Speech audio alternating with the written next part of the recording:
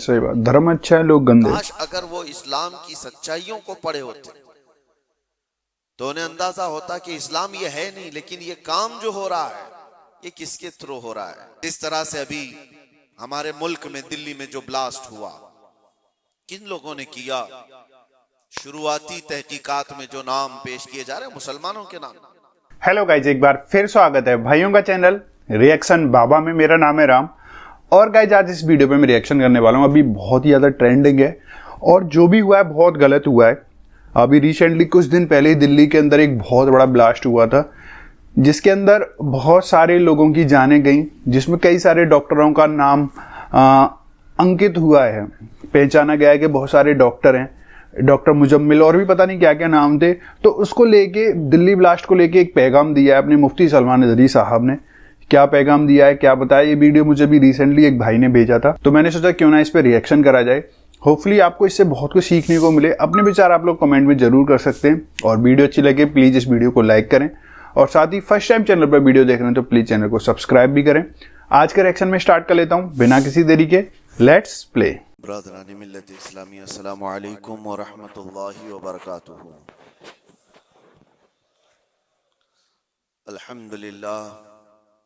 अल्हम्दुलिल्लाहिल हन्नानिल mannan अल्लज़ी खलक़ल इंसान व अल्लमहुल बयान वस्सलातु वस्सलामु अला रसूलिही सय्यिदिल इंसी वल जान व अला आलिही व अस्हाबिही ज़विल खैरि वल इहसान, अम्मा बअद। फ़अऊज़ु बिल्लाहि मिनश शैतानिर रजीम, बिस्मिल्लाहिर रहमानिर रहीम। वला तुफ़सिदू फ़िल अर्दि बअद इस्लाहिहा, सदक़ल्लाहु मौलानल अज़ीम। बारगाह रिसालत मुआब सल्लल्लाहु अलैहि वसल्लम में दुरूद पाक का हदिया पेश करें।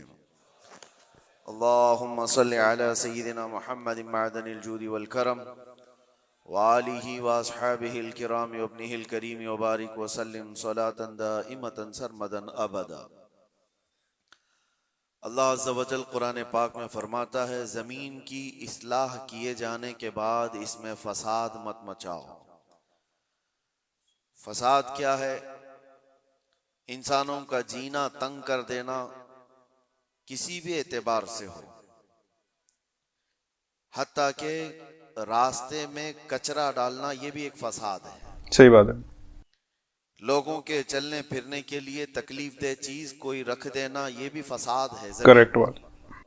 और अल्लाह तबारक व ताला इसको सख्ती के साथ मना फरमाता है कि जमीन में फसाद मचाने वाले अल्लाह को नहीं है। सही बात है। मुझे यहाँ बात ये अर्ज करनी है कि इस्लाम वो अजीम दीन है जो दुनिया से फितने और फसाद को खत्म करने के लिए, क्या बात है, किसी की बालादस्ती, किसी की जबरदस्ती इस दीन पाक में नहीं है। आपको अंदाजा हो तो मैं बताऊं, ईरान के एक बादशाह के पास नबी पाक सल्लल्लाहु तआला अलैहि वसल्लम के एक सहाबी गए, सफीर बन करके गए थे। तो बादशाह ने पूछा कि कौन सा दीन तुम लोग लेकर के आए? तो सहाबी ने एक जुमले में यूं कहा था, वो दीन हमारे पास आया है जो इंसान को इंसानों की इबादत से हटाकर खालिक की इबादत में लेकर जाता है। क्या बात है। इंसान को इंसान की बालादस्ती या उसकी तमाम तर महकूमियत से हटाकर अल्लाह अज़्ज़ा वजल की बारगाह में सरनिगू करता है। अब मामला यह है कि लोगों ने अपने अपने ख्यालात से इस्लाम की तस्वीर अपने दिमाग में बना ली। अच्छा। हर कोई ये समझता है कि इस्लाम इस तरह से है, इस्लाम इस तरह से है। इसी वजह से कुछ ऐसे इंसिडेंट पेश आते हैं जो अपने राय से और अपने दिमाग से कुछ मुसलमान कर जाते हैं। सही बात। एक बात याद रखें, वो इस्लाम नहीं हो सकता, किसी मुसलमान का काम हो सकता है। इस्लाम वही है जो रसूलुल्लाह सल्लल्लाहु तआला अलैहि वसल्लम से साबित हो और उनके सहाबा ने करके दिखाया। क्या बात कही है। वही इस्लाम है। आज पूरी दुनिया जिस तरह से टारगेट पर रखी हुई है, ये मुसलमानों के कामों की वजह से, इस्लाम के तालीमात की वजह से नहीं। सही बात। धर्म अच्छा है, लोग गंदे। काश अगर वो इस्लाम की सच्चाइयों को पढ़े होते तो उन्हें अंदाजा होता कि इस्लाम ये है नहीं, लेकिन ये काम जो हो रहा है ये किसके थ्रू हो रहा है। जो जुल्म, जो फसाद, जो फितना पूरी दुनिया में मचाया जा रहा है, अगर वो किसी व्यक्ति के जरिए से, किसी इंसान के जरिए से है, तो ये उसका अमल है, उसके दीन का नहीं, क्योंकि वो दीन का ठेकेदार सही नहीं बात। है। अगर कोई मुसलमान शराब पीता है और उसमें मस्त होकर लोगों से लड़ता भिड़ता है, तो ये उसका अमल है, ये दीन का हिस्सा नहीं। अगर कोई ताश के पत्तों पर बैठा पूरी पूरी रात गुजारता है, तो ये उसकी बदकिरदारी है, उसके बद अखलाक है, इस्लाम का ये हिस्सा नहीं, इस्लाम ने उसे दिया ही नहीं है। कोई नौजवान आवारा बिगड़ा हुआ लड़कियों की तरफ गलत नजरें मारता है और पाकबाज खवातीन की जिंदगी के लिए वो दुश्वार बन गया है, तो वो शैतान है, वो इस्लामी हिस्सा नहीं है, इस्लाम की तालीमात में ये नहीं है। रब तबारक व तआला ने जो दीन हमें अता फरमाया रसूलुल्लाह सल्लल्लाहु अलैहि वसल्लम के जरिए से, वो इतना पाक है, इतना पाक है कि इस पूरी कायनात में इस्लाम आया ही है फितना और फसाद और हर बुराई को खत्म करने के लिए। क्या वजह है कि जिस दौर में इस्लाम की तबलीग व इशाअत हो रही है मक्का मुकर्रमा में, कौन से लोग थे हुजूर पाक सल्लल्लाहु अलैहि वसल्लम के मुखातब? वहां पर कौन लोग थे? वही लोग तो थे जो शराब नोशी में फख्र करते थे, जुआबाजी उनका शियार था, औरतों को बाजारों में लाकर नीलाम कर देते थे, बच्चियां पैदा हो तो गर्दन मरोड़कर दफन कर देते थे। ये वही लोग तो थे उस वक्त। लेकिन नबी मुहतरम सल्लल्लाहु ताला अलैहि वसल्लम की तबलीग व इशाअत के बाद एक एक बुराई का खात्मा हुआ या नहीं, पूरी तारीख इसकी गवाह है। एक एक बुराई खत्म होती चली गई। जिस मक्का में पैदा होने वाली बच्ची का गला घोंट करके दफन कर दिया जाता था, उसी मक्का से मेरे आका ऐलान फरमा रहे हैं औरतों के हुकूक के मुताल्लिक कि औरत अगर तुम्हारी एक बेटी हो, उसकी परवरिश करके तुमने सही जगह उसको शादी करके दे दिया, तो हुजूर फरमाते मेरी शफाअत उस पर वाजिब है, मैं उसे जन्नत में ले जाने की जमानत देता हूं। बेटी का हक ये बताया उसी मक्का मुकर्रमा में जहां लोग अपनी माँ और अपनी बहनों को बाजारों में नीलाम कर देते, मेरे आका सल्लल्लाहु अलैहि वसल्लम ने इस बुराई का खात्मा फरमाया। इरशाद क्या फरमाया कि अल जन्नतु तहत अक़दामिल उम्महात, तुम क्या समझते हो औरतें बाजारों की जीनत है? तुम्हारी अगर माँ है तो उसके कदमों में तुम्हारी जन्नत है, बहन है तो तुम्हारे हक में उसकी दुआएं कबूल है, बीवी है तो उसको एक लुकमा खिलाना सदक़े का सवाब है। औरतों के हुकूक बयान किए। जहां बच्चों पर जुल्म होता था, नबी मुहतशम सल्लल्लाहु ताला अलैहि वसल्लम ने उसको खत्म फरमाया। क्या बात है। बूढ़ों के लिए, बेवाओं के लिए, बेवाओं को तो मुआशरे में रहने नहीं दिया जाता था, उनके लिए अलग बस्तियां हो जाती थी। शगुन अब शगुन ये भी हमारे इलाके में भी पाए जाते हैं सब चीजें। किसी औरत का शोहर मर जाए, सती की रस्म यहां पर भी हुआ करती थी, औरत को शोहर के साथ जला दिया जाता। मगर नबी करम सल्लल्लाहु ताला अलैहि वसल्लम ने बेवा औरत के हुकूक को सिर्फ बढ़ाया नहीं, आपने जितने निकाह फरमाए सिवाय उम्मुल मोमिनीन आयशा सिद्दीका के, ये सारी बीवियां आपकी बेवा ही हैं। बेवा क्या होता है? बेवा को हुजूर सल्लल्लाहु अलैहि वसल्लम ने, बेवा हैं या मुतल्लका हैं, हुजूर पाक सल्लल्लाहु अलैहि वसल्लम ने अपने हरम की जीनत बनाई, बल्कि करोड़ों मोमिनों की उनको मां का दर्जा अता फरमाया। एक एक बुराई का खात्मा करने के लिए इस्लाम इस रोए जमीन पर आया। लेकिन अफसोस ये है मेरे अजीजों, हालात इस तरह करवट ले चुके। बहुत पहले एक शायर ने कहा था बारगाह मुस्तफ़ा सल्लल्लाहु अलैहि वसल्लम में अर्ज करते हुए, ए खासान रसूल वक्त दुआ है, उम्मत पे तेरे वक्त अजब आके पड़ा है। जो दीन निकला था अपने देश से, अपने वतन से, आज वो परदेश में गरीबुल गुरबा। क्या बात कही। ये दीन बड़ी शान से निकला था अपने वतन से और हर किसी ने इसको गले लगा लिया था, और आज ये अपने ही लोगों के दरमियान अजनबी बन चुका है। ये दीन इस्लाम अपने ही लोगों के बीच में अजनबी बना हुआ है। तवज्जो चाहता हूं मेरे अजीजों, इस्लाम की इस अजीम छवि को इस अजीम सूरत को मस्ख करने के लिए सिर्फ गैरों ने नहीं, जुब्बा टोपी पहनने वाले, दाढ़ी रखने वालों ने भी बदनाम करने में कसर नहीं अच्छा। छोड़ी।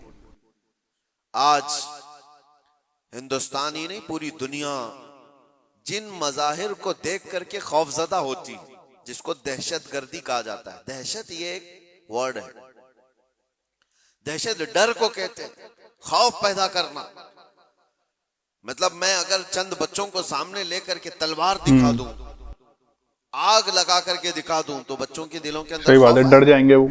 इसको कहते हैं डर पैदा करना। यही वर्ड है दहशतगर्दी। इसी को आतंकवादी कहा जाता है। आतंकवाद भी इसी को कहा गया कि डर पैदा करना सही बात। लोगों के दिलों के अंदर।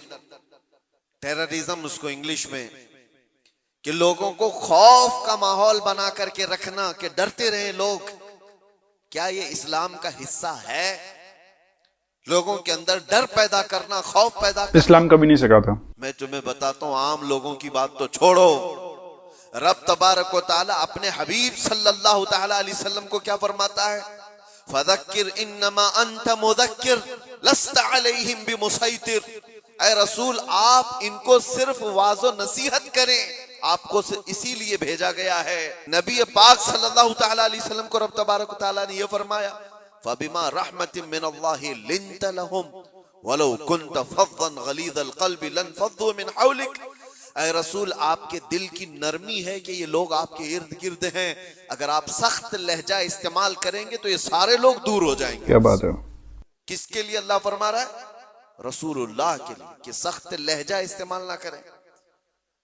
जुबान का सख्त लहजा इस्तेमाल करने को मना किया गया कि लोग बिखर जाएंगे। यहां पर जो दहशतगर्दी का लफ्ज इस्तेमाल है, पूरी दुनिया की डिक्शनरी में ये नया आया हुआ, और लोगों ने तो अब इस्लामोफोबिया नाम से एक नया वर्ड इजाद किया। इस्लामोफोबिया क्या है? इस्लाम के नाम से लोगों में हैबत तारी करना, दहशत तारी करना, डर तारी करना। अगर ये चंद जमातें मिलकर करती हैं बनाम मुसलमान, चाहे वो पाकिस्तान की रहने वाली हो, अफगानिस्तान की हो, सीरिया की हो, इराक की हो, कहीं की भी हो, लेकिन वो इस्लाम की ठेकेदार नहीं हो सकती, वो इस्लाम की जिम्मेदार नहीं है। उन्होंने अपने दिमागों से इस्लाम की सूरत बनाई होगी, डर पैदा करके। नबी पाक सल्लल्लाहु तआला अलैहि वसल्लम ने कभी तो तबलीग नहीं फरमाई। आओ आपको मैं बताऊं, एक जंग से वापसी के दौरान सहाबा भी सब थके हुए थे। एक जगह हुजूर भी आराम करने के लिए लेट गए, सहाबा भी लेट गए, सबकी आंखें लग गई हैं थकान की वजह से। और हुजूर पाक सल्लल्लाहु तआला अलैहि वसल्लम अपनी तलवार एक दरख्त के पास लटकाए हुए उस दरख्त के नीचे आराम फरमा रहे हैं।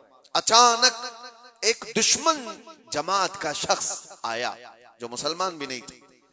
वो आते ही देखा हुजूर पाक सल्लल्लाहु अलैहि वसल्लम को, और देखा कि सब सोए हुए हैं, सीधे गया और हुजूर की तलवार ले ली। तलवार पकड़ ली, हुजूर की आंखें खुली। आपने देखा कि ये तलवार सोते हुए खड़ा है, और वो शख्स क्या कह रहा है? मैं यमनउका मिन्नी, ए मोहम्मद बता मुझसे तुझे कौन बचाए? भाई साहब, वो तलवार खींचे हुए हुजूर पाक सल्लल्लाहु अलैहि वसल्लम को सोने के वक्त में आकर के इस तरह से वो पूछ रहा है। हुजूर बेदार होकर के जब देखते हैं ये पूछ रहा है, आज मुझे तुझसे कौन बचा, मुझसे तुमको कौन बचाएगा?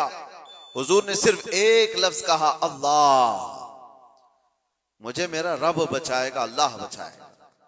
वो सामने वाले के जिस्म के अंदर पता नहीं कपकपी तारी हुई, और अचानक तलवार उसके हाथ से गिर गई।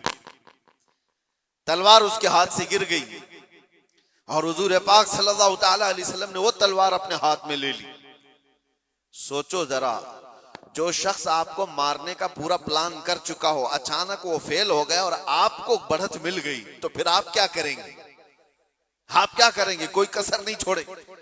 नबी पाक सल्लल्लाहु तआला अलैहि वसल्लम के हाथ में तलवार आई, आपने वही जुमला उससे पूछा, मैं यमनउका मिन्नी, बता तुझको कौन मुझसे बचाएगा? कौन बचाएगा? थोड़ी देर पहले यही जुमला तू मुझसे पूछ रहा था, तलवार अब मेरे हाथ में। और सहाबा भी जाग गए थे। वो शख्स सिर्फ इतना कहता है, अंत करीम बिन करीम, तुम शरीफ के बेटे शरीफ हो। बस मैंने इतना ही सुना है, हुजूर पाक सल्लल्लाहु अलैहि वसल्लम ने तलवार नीचे रख ली और कहा, जाओ मैंने तुम्हें आजाद किया और माफ कर दिया। सख्ती के साथ जो तलवार उठाया है, दुनिया का तो दस्तूर है, लड़ाई उसके साथ होती है जो आपसे लड़ने आया हो। अपने डिफेंस में आदमी लड़ता है, लेकिन यहां मेरे मुस्तफा सल्लल्लाहु अलैहि वसल्लम ने उसको दरगुजर किया जो आप पर तलवार उठाया हुआ था। चाहते तो डर सुनाते, टुकड़े करके उसकी कौम के पास भेजते और दहशत फैला दी जाती कि डरो कि जो भी इस तरफ आएगा उसकी हालत ये कर दी जाएगी। नागुज़ेर हालात जब पैदा हुए तब जंगें हुई हैं, बहुत ऐसी हालतें आ गई हैं कि जीना तंग कर दिया गया है, तब जंगें हुई हैं। वरना तो इस्लाम का दस्तूर ये है, मेरे आका सल्लल्लाहु अलैहि वसल्लम ने फरमाया, ला ततमन्नौ लिक़ा अदुविकुम, तुम दुश्मन से लड़ने और भिड़ने की तमन्ना भी मत करो। जंग की तमन्ना करना भी जायज नहीं। हुजूर पाक ने फरमाया, हाँ ऐसी सूरत पैदा हो गई तुम्हारे ऊपर, तब वो जंग के नागुज़ेर हालात में कहा गया। लेकिन आज जो हालात पेश आए हैं, आप अंदाजा कर सकते हैं। दहशत का लफ्ज हमारे साथ जो जोड़ा गया है, आतंक का लफ्ज या टेरर का लफ्ज जो जोड़ा गया है, चंद लोगों के अमाल हो सकते हैं, ये इस्लाम का हिस्सा नहीं हो सकता। जिस तरह से अभी हमारे मुल्क में दिल्ली में जो ब्लास्ट हुआ, किन लोगों ने किया? शुरुआती तहकीकात में जो नाम पेश किए जा रहे हैं मुसलमानों के नाम। कौन से मुसलमान हैं ये लोग? क्या चाहते थे और इससे हासिल किसका फायदा हुआ? मुझे कोई भी सेंस रखने वाला मुसलमान हो, कोई भी बताए। ये बात इसलिए मैं अर्ज कर रहा हूं कि आज बहुत सारे नौजवान जज्बाती हो गए और कुछ लोगों की वजह से, यानी कुफार और मुशरिकीन की तकालीफ की वजह से वो सोचते हैं ऐसे कदम उठा लेना चाहिए। मैं उनसे कहता हूं, एक बात याद रखना, एक्सट्रीमिज्म, शिद्दत पसंदी, दूसरी शिद्दत पसंदी को जन्म देती है। ऐसा नहीं कि तुम तशद्दुद करोगे तो सामने वाला तशद्दुद नहीं करेगा। तुम एक करोगे, सामने दो करने वाले होंगे। तुम दो करोगे, चार की शिद्दत और हो जाएगी। ये हल नहीं है दुनिया में। जिन नौजवानों ने ये रास्ता इख्तियार किया, अगर मेरी बात वो सुनते हैं तो तवज्जो चाहता हूं, किसका भला किया है? इन जमातों ने इस तरह के कत्ल गारत से, इस तरह के ब्लास्ट से किसका भला किया है? उम्मत का, इस्लाम का, मुसलमानों का, मुल्क का, किसका? किसी का नहीं। ना हक रास्ते में चलने वालों की जानों को लेना। कुरान कहता है, मन कतल नफ्सन बिगैरि नफ्सिन औ फसादिन फिल अर्द फकअन्नमा कतल अन्नास जमीआ। जिसने ना हक एक जान को कत्ल किया है, उसने पूरी इंसानियत को कत्ल किया। छठे पारे में रब ताला फरमाता है, उसने पूरी दुनिया का कत्ल किया है। लोग क्या समझते हैं, ये ब्लास्ट कर लेना, किसी भी इलाके में जाकर के बारूद से उड़ा दिया जाना, इसको जिहाद से ताबीर करते हो? जिहाद की वो जो आला और पाकीज़ा सूरत है उसको मस्ख करते हैं, उसको लोगों के दरमियान बुरी शक्ल पेश करने के लिए। मैंने तो कभी आज तक ये महसूस भी नहीं किया। इराक के भी बहुत सारे सफर किए। चंद सालों पहले पूरी दुनिया में ISIS ने अपनी दहशत पैदा करके रखी थी। क्या थी ये जमात?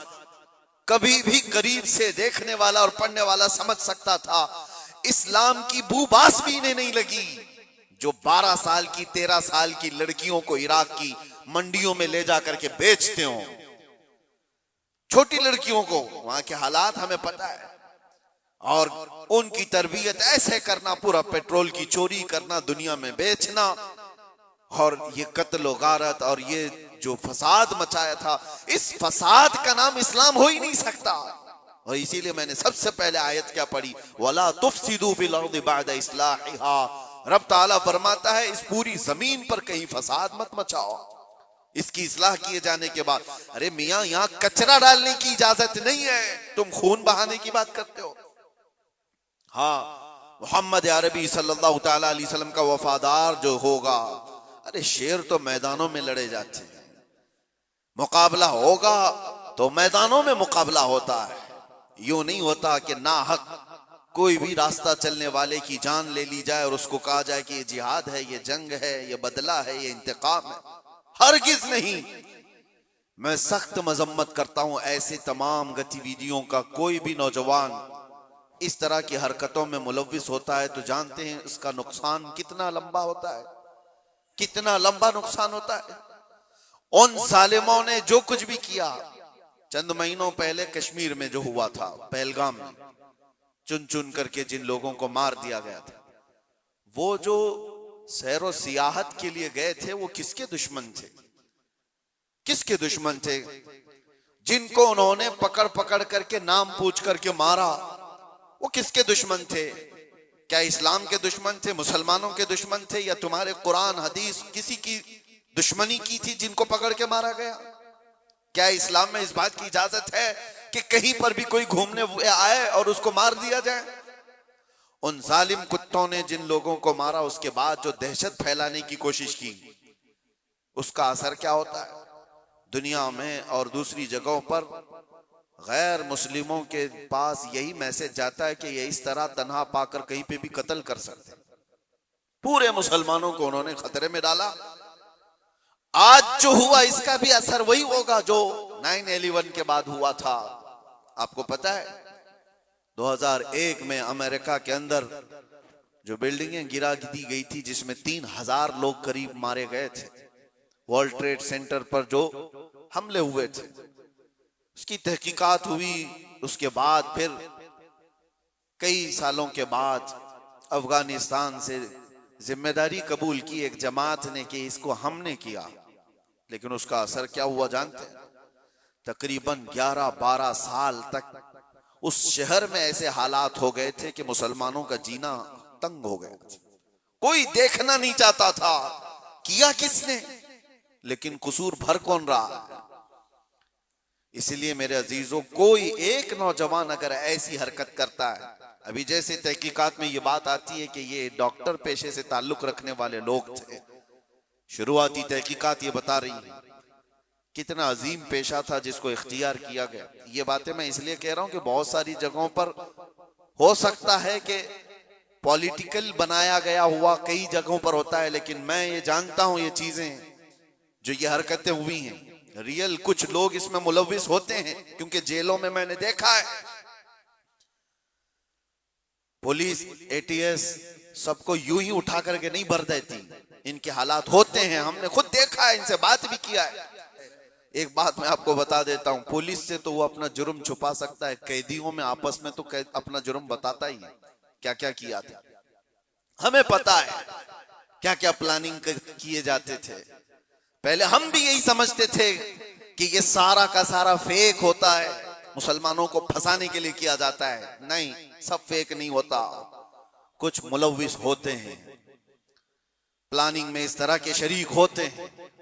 अब मैं नहीं जानता कि वो किस तरह के मुसलमान हैं जो इन चीजों में मुलव्विस हो जाते हैं, उनको कौन डाइवर्ट करता है, कौन फंडिंग करता है। ये सब हुकूमत के और डिपार्टमेंट के काम है कि इन लोगों को अमन को नुकसान पहुंचाने वाली ऐसी हर चीज को वो रोकें। इसका असर अब क्या होगा? क्या हमारे बच्चे जो डॉक्टर बनना चाहते हैं वो किसी भी कॉलेज या यूनिवर्सिटी में जाएं तो क्या उनको शक की नजर से नहीं देखा जाएगा? ये भी डॉक्टर बन करके कहीं ऐसा ब्लास्ट तो नहीं करना चाहता है? उन जालिम कुत्तों ने अपनी हरकतों से कितने बच्चों की जिंदगी को दांव पे लगाया है, और फायदा किसका किया है? किसका फायदा किया? मैं महसूस करता हूं मेरे अजीजों, ये अगर इस्लाम का नाम लेकर के या बदला लेने की बात करके इस तरह की हरकत करते हैं तो आपको अंदाजा है कल अगर उस इलाके में मैं होता या आप भी होते तो भी उड़ गए होते ना, मर गए होते हैं। उन्होंने किसी को नहीं देखा है कि चलने वाला कौन है, क्या है। क्या यही इस्लामी जंगों का निजाम है? क्या ये रसूलुल्लाह सल्लल्लाहु तआला अलैहि वसल्लम की तालीमात का कोई एक हिस्सा है? सुनो, मेरे आका सल्लल्लाहु तआला अलैहि वसल्लम प्रॉपर जंग में भी जब भेजते थे तब भी सहाबा को फरमाते थे रास्ता चलते हुए कोई बैठा हुआ आदमी हो तो उसकी तरफ तलवार नहीं उठाना। मेरे आका सल्लल्लाहु अलैहि वसल्लम, ये तो जंग की हालत भी नहीं है अभी हमारी, कहीं नहीं जंग की हालत में है हम लोग, जंग की हालत में नहीं। प्रॉपर जंग जहां हो रही होती वहां के लिए भी मेरे आका फरमाते कि वहां के बूढ़ों के साथ कोई बदतमीजी ना हो, औरतों के साथ लड़ाई ना हो, हामिला औरत है तो उसको छुआ ना जाए, उनको कैदी नहीं बनाया जाए। और ये तो छोड़े, नबी पाक सल्लल्लाहु अलैहि वसल्लम अपने सहाबा को जब भेजते तो ये भी तालीम देते कि जिस इलाके में जा रहे हो उनकी जो भी इबादत गाह है, इबादत गाह को तोड़ फोड़ नहीं करोगे, वहां के दरख्तों के पत्ते नहीं उखाड़ोगे, जो तुमको मारने की कोशिश किया उसके साथ तुम्हारी लड़ाई होगी। ये निजाम था। और यहां बैठे बैठे किसी को उड़ा देना, इस्लाम से कोई, मेरी इन बातों को कुछ लोगों तक मुझे पता है पहुंचती होंगी और वो शिद्दत पसंदी में कहते हैं कि शायद ये भी यहाँ की मसलहत पसंदी और हिकमत पसंदी के एतबार से बात कर रहे होंगे। हमको ये सारी मसलहत पसंदी की जरूरत भी नहीं, हम किसी की जी हुजूरी करने के लिए बात नहीं कर रहे हैं, हम बात इसलिए कर रहे हैं कि मेरे दीन पर जब कभी धब्बा लगने की सूरत आए तो हम चीख करके बोलेंगे, चाहे वो हमारे अंदर मौजूद कोई मुनाफिक हो उसको भी पकड़ करके हम बेनकाब करेंगे कि इसका ताल्लुक मेरे मुस्तफा की जात से हो ही नहीं सकता। इसलिए हमें बोलना जरूरी है, चाहे वो इस्लामी नाम से कोई मुल्क भी हो, पाकिस्तान, अफगानिस्तान, इराक, शाम, कहीं पर भी पनपने वाले, हम सबसे पहले टटोल करके देखेंगे। तुम्हारे चेहरे को देखकर, तुम्हारी दाढ़ी को देखकर, तुम्हारे जुब्बे कुब्बे को देखकर, तुम्हारे निजाम हुकूमत को देखकर हम ये नहीं समझ लेंगे कि ये खलीफा आ गया है, ये इस्लाम का बोलबाला आ गया है। सबसे पहले हम टटोल करके देखेंगे कि इसकी सीरत सिद्दीक़ अकबर से मिलती है या नहीं, फारूक आजम से मिलती है या नहीं, उस्मान व अली से मिलती है या नहीं, इसकी तालीमात में मेरे मुस्तफा का इश्क झलकता है या नहीं। अगर नहीं झलकता हम अपनी ठोकर पर उसको रखते हैं, चाहे वो कितनी ऊंची पगड़ी पहनता हो। हाँ, अगर मेरे मुस्तफा का वफादार है तो किसान का बच्चा भी हो तो हमारे सर का ताज। मेरे अजीजों, बस मैं ये बात इसलिए अर्ज कर रहा हूं कि लोगों ने जो शक्ल बिगाड़ने के लिए कोशिशें की हैं, आप सबकी भी जिम्मेदारी है। आप जानते हो, मैंने कैद की हालत में देखा था कुछ वो लोग जो सिर्फ और सिर्फ सोशल मीडिया पर ऐसे एक्टिव थे कि उनको सारी खबरें मालूम थी, कहां क्या क्या हो रहा है। मतलब दूसरे मुल्कों में जो ये टेरर एक्टिविटीज हो रही हैं, सारी चीजें, और वो बंद भी हैं, कैद भी हैं, बहुत सारे ऐसी सारी चीजें मैंने देखा। तो ये इन चीजों में तुम्हें किसने हुक्म दिया है? अल्लाह ने, रसूलुल्लाह ने, कि तुम ये सारी चीजें करते रहो। नौजवानों, सोशल मीडिया तुम्हारे हाथ में है तो इसका इस्तेमाल भी सही अंदाज से करो, सही तरीकों से करो। जबरदस्ती ऐसे स्टेटस लगाना जो किसी दूसरे के अंदर दहशत पैदा करे, डर का माहौल पैदा करे, हराम है। एक स्टेटस की बात कर रहा हूं, तुम अगर अपनी जात से लोगों को डराते हो तो ये हराम काम कर रहे हो। वजह यह है कि लोग सिर्फ और सिर्फ तुमसे नहीं डरेंगे, पूरे इस्लाम से वो डरने लग जाएंगे, वो मोहम्मद अरबी सल्लल्लाहु तआला अलैहि वसल्लम की तालीमात से डरने लग जाएंगे। माहौल तो ये पैदा करो कि लोगों ने प्रोपेगेंडा फैलाया था मदीने में, कुफार और मुशरिकीन ने, कि मुसलमान ऐसे होते हैं वैसे होते हैं। एक औरत आई अबू बकर सिद्दीक रज़ियल्लाहु तआला अन्हु के पास, यहूदी औरत, कहा मुझे बहुत डर लगता है। डर किसने पैदा किया था? मुसलमानों ने नहीं, कुफार और मुशरिकीन ने प्रोपेगेंडा फैलाया था। यहूदी और डर के मारे आई सिद्दीक अकबर के पास, कहती है मुझे मदीने में नहीं रहना, यमन जाना है मेरे रिश्तेदारों के पास, मुझे अमन के साथ भेज दिया जाए। हजरत अबू बकर सिद्दीक ने एक ऊंटनी मंगवाई, 2 जवान सहाबा को बुलाया और कहा इस खातून को सही सलामत यमन तक पहुंचा के आओ। औरत बैठ गई, वो सोचती रही ये 2 नौजवानों को मेरे साथ कर दिया गया, पता नहीं रास्ते में ये क्या कर डाले। अल्लाहु अकबर, तारीख बताती है वो 2 नौजवान सहाबी चलते रहे, वो खातून बैठी रही। जब जब कोई चौकी आती लोग पूछते कौन है, कहां से है, क्या है, वो नौजवान सिर्फ इतना ही कहते सिद्दीक अकबर की मेहमान है, यमन जा रहे हैं और हम सफीर हैं और इनकी हिफाजत के लिए चल रहे हैं। पूरे यमन तक का रास्ता तय हो गया। वो खातून कहती एक नौजवान भी मेरी तरफ निगाह उठाकर नहीं देखा। सही सलामत पहुंचने के बाद वो खातून अपने रिश्तेदारों को जमा करती है और कहती है, मैं तो डर के मारे मदीने से भाग कर आई थी, मुझे खबरें इसी फैलाई गई थी, मुझे डर था, एक दहशत का माहौल था, मैं अपने रिश्तेदारों में आई थी, लेकिन सबसे मैं ऐलान करती हूं कि मैं वापस मदीने जा रही हूं, इसलिए कि उससे ज्यादा अमन मुझे और कहीं नहीं लगता, जो मेरी इज्जत की हिफाजत करे। ये माहौल पैदा करो नौजवानों, माहौल तो ये पैदा करो कि लोग तुम्हारा इस्तकबाल करें। आज लोग तुम्हें अपने मोहल्ले में घर देने से डरे नहीं कि इनको घर देंगे तो पता नहीं ये क्या कर डालेगा, गंदगी कर डालेगा, घूर घूर करके लोगों को परेशान कर डालेगा। ये तो दहशत पैदा करने वाला माहौल है, क्यों नहीं दिया जाता? डर का माहौल पैदा करने की बजाय अमन का माहौल ऐसा पैदा करें, मोहब्बत का माहौल ऐसा पैदा करो कि लोग तुम्हारा इस्तकबाल करें। आपको पता है 19 साल के मोहम्मद बिन कासिम को हिंदुस्तान में जब वो पहले कदम रखा था, अपने इलाके के इलाके दिए थे और कहा था, ऐ नौजवान तू अपनी हुकूमत चला, हम तेरे पीछे चलने को तैयार हैं। अखलाक देखा था, किरदार देखा था, औरतों की हिफाजत करने वाले जवान को देखा था, तो दुनिया कदमों में थी। अखलाक वो पैदा करो, दहशत का माहौल नहीं, डर का माहौल नहीं। मैं सख्त तरीन जुमलों से मजम्मत करता हूं इस तरह के हमलों का, और जाहिर सी बात है हम जिस मुल्क में रह रहे हैं मेरे अजीजों, दर्द हमें इस बात का भी होता है, हम अपने मुल्क में कचरा भी नहीं फेंकना चाहते, तो ना हक बिरादराने वतन चाहे वो कोई भी हो, उनकी जान लेने की इजाजत कैसे दी जा सकती? क्या ये मेरे मुल्क जहां मैं रह रहा हूं, आप रह रहे हैं, उसकी इज्जत पर खतरा नहीं है? उसकी हिफाजत, उसकी सिक्योरिटी पर खतरा नहीं है? और सिर्फ मुल्क में रहने वालों के अंदर दहशत नहीं पैदा हुई है, पूरी दुनिया में जहां ये मैसेज जाएगा, लोग जो आने वाले होंगे वो डर जाएंगे, पता नहीं इनके यहां ऐसे हालात।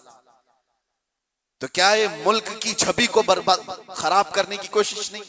कितनी एक कान से उन जालिमों ने अपने खानदान को जोखिम में डाला, अपने रिश्तेदारों को, अपने वतन को, अपने दीन को, और जहां वो पढ़ते थे वो सब जगह को, सबको खतरे में डाला है और बर्बाद किया है एक अमल ने।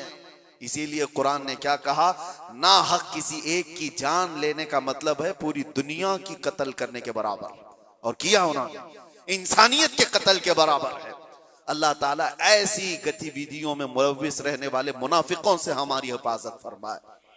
मैं दुआ करता हूं और गुजारिश भी यही करता हूं हर नौजवान को कि इस तरह मैं दरमियानी रास्ता इख्तियार करूं, मुदाहनत भी नहीं कि दीन को छोड़ करके चापलूसी करने के लिए कुछ लोगों की तलवार चाटने के काम किया जाए, उनको राजी करने के काम किया जाए। मैं इस बात का कायल नहीं हूं, लेकिन यह बात भी जरूर कहूंगा कि ऐसे शिद्दत पसंद कोई तहरीक हो, कोई तंजीम हो, कोई ऐसी गतिविधियां हो रही हो, उनसे तुम्हारा कोई ताल्लुक ना रहे, उनके दरमियान।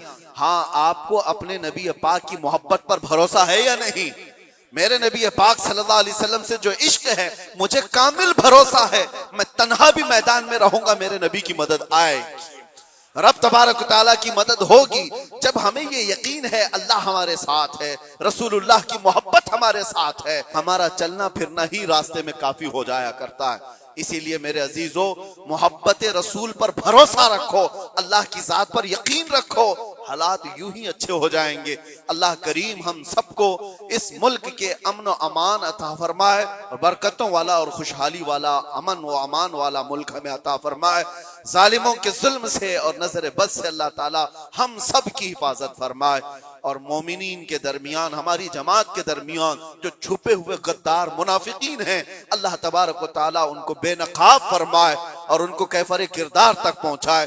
व आखिरु दावाना अनिल हम्दुलिल्लाहि रब्बिल आलमीन। अस्सलामु अलैकुम। क्या जबरदस्त ये वीडियो थी सच में। मतलब उन्होंने बताया इस्लाम के बारे में अच्छे से कि लोग गंदे जरूर हो सकते हैं, वो हर एक धर्म में मिलते हैं, उन लोगों की वजह से पूरे धर्म को हम लोग गलत नहीं बोल सकते। बहुत सारे लोग इस्लामोफोबिया करके चला रहे हैं, इस्लाम को गंदा ठहरा रहे हैं, गलत ठहरा रहे हैं, तो ये सब नहीं करना चाहिए। धर्म कोई भी गलत नहीं होता, चाहे हिंदूज हो, मुस्लिम हो, सिख हो, ईसाई हो, सब लोग यार एक ही चीज़ है। मैं शुरुआत से अपनी वीडियोज़ में यही कहता हुआ आया हूँ, और दिल बड़ा होना चाहिए, माफ़ कर सको आप लोगों को। जैसे कि तलवार वाला जो इन्होंने किस्सा बताया, वो तलवार से मारने के लिए आए कि तुझे कौन बचाएगा, सल्लल्लाहु अलैहि वसल्लम साहब ने बोला कि मुझे अल्लाह बचाएगा। लेकिन चाहते तो वो उसको मार सकते थे जो मारने आया था उनको, मोहम्मद साहब को, लेकिन उन्होंने उसको माफ कर दिया। ऐसा बड़ा दिल होना चाहिए। बड़ी खूबसूरत ये वीडियो, और उनके लिए मुंह पे तमाचा है जो लोग दहशत फैलाने की कोशिश कर रहे हैं हमारे देश में, भारत में। तो ऐसे लोगों के लिए मुंह पे तमाचा है कि भाई तुम लोग सुधर जाओ, नहीं तो यहाँ से तो बच जाओगे, ऊपर से नहीं बच पाओगे। बड़ा खूबसूरत ये वीडियो था। होपफुली आपको पसंद आएगा। पसंद आए तो प्लीज इस वीडियो को लाइक करें, और आप चाहते हैं आपको ऐसे रिएक्शन भी मिलते रहे तो प्लीज चैनल को सब्सक्राइब करें। आज के रिएक्शन में बस इतना ही। मिलूंगा नेक्स्ट किसी रिएक्शन में। तब तक के लिए thank you so much for watching. Bye bye guys, see you guys, take care guys.